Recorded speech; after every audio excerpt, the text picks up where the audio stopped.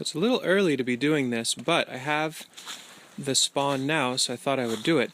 Today, I'm going to be inoculating burlap sacks with wine cap mushrooms, King Stropharia or Stropharia rugosa annulata.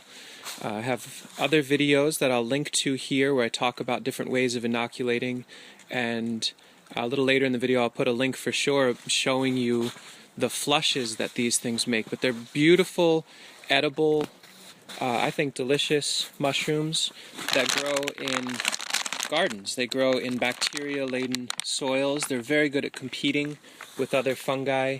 They're beneficial to plants, and it's just a great thing. So my idea is to stack some function and inoculate burlap, because I use burlap to mulch my young trees.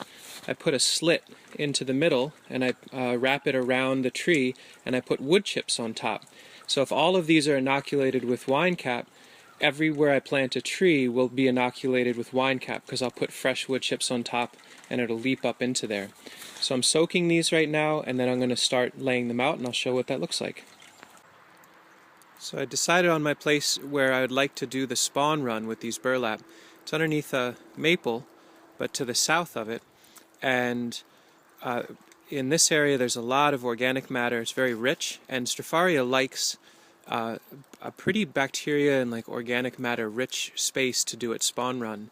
And so you can see what I've done is I cleared some of the soil away, put down the first layer of mycelium. I'll lay a burlap sack on there, dust it with more mycelium, add actually a little bit of soil, a little bit of leaves, just a tiny bit, to give the mushroom something to eat, and then repeat that and stack, stack, stack all the way up. Just a little shout out here. I got this spawn. It's beautiful stuff. This is a good friend of mine, Pete, who's up in Auburn, New York, is starting to make mushroom spawn. I think he's going to be selling online and maybe shipping. He's just getting going with it now, but I'll plan to put a link to his website in the description, and I'd encourage you to check him out. I'm not surprised because he does stuff well, but I'm really impressed with just how freaking ropey and heavily myceliated this stuff is. It smells beautiful. He's doing all organic stuff, and a really cool permaculture farmer. So shout out to Pete. Look in the link down below if you're interested in connecting with him. So I'm going to get to it. I'm going to make a few layers and we'll talk about them. So you get the idea. It's pretty straightforward. Burlap sack, spawn, a little bit of leaf litter, soil, repeat. I probably will put a little more spawn on this one, since it's the bottom one. It's going to be the place where most of the myceliation happens. It's still a little early in the season to do it, but since I have the spawn, I'd rather just get it going instead of waiting for it, having it sit in the fridge just stagnant. I think what I'll do is put clear plastic over this to make a little bit of a mini greenhouse until things start to warm up more. But the soil's thawed. It's, air temperature is about 40. Still at the end of winter, but we're moving towards spring pretty quickly. So if this myceliation works quickly, I should be able to use these burlap sacks for our spring planting of trees and really give them a leap and support. Also, as a nursery, my thought was when I sell people trees, I can offer for a few dollars more to have a myceliated burlap sack to mulch their tree with. So stacking some function.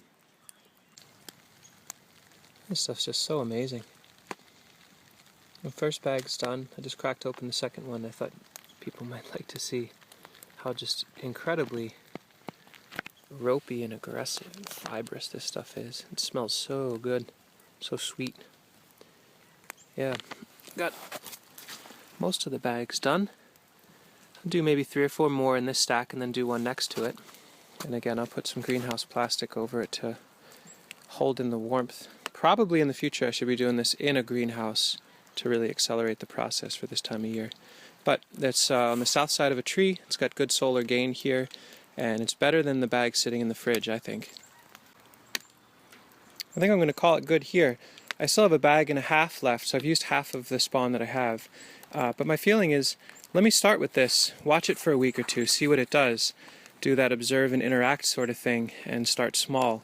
I know in the past this has worked quite well for me to inoculate in recycling bins, like plastic bins that have drainage in the bottom with lots of layers of wood chips and things, and keep it indoors to have the spawn run be really vigorous. So I'm going to do that with the rest of it, and have this out here doing its thing.